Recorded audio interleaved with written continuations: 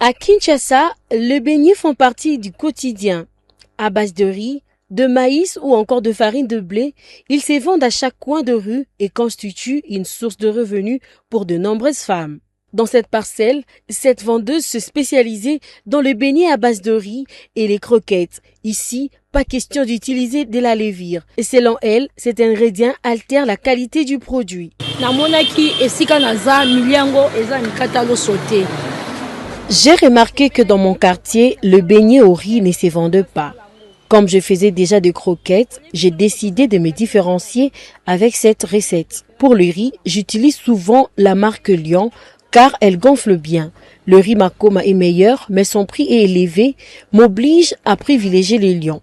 La cuisson de beignets au riz dure environ 20 à 25 minutes et je n'utilise pas de levure car elle altère la recette.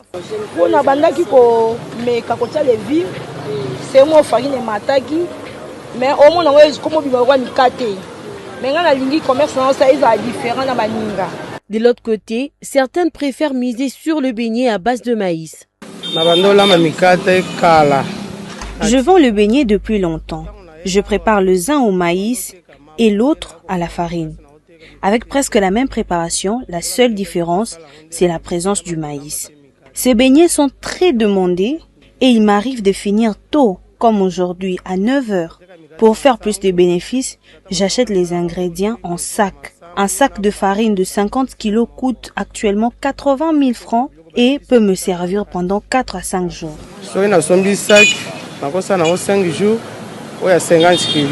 Même réalité pour cette autre vendeuse qui propose des beignets à la farine de blé, une activité apprise parfois de le bas âge ou transmise au sein de la famille et qui permet aujourd'hui de subvenir aux besoins quotidiens.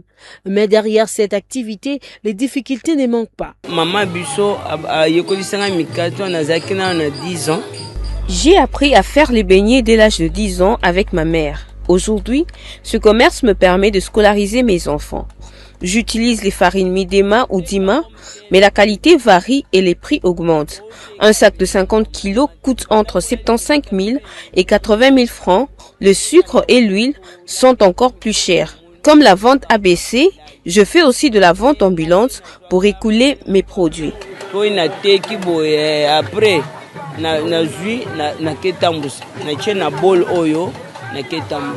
Malgré ces défis, le commerce de beignets reste une activité accessible et indispensable pour de nombreux ménages. Entre adaptation et persévérance, ces vendeuses continuent de nourrir la ville.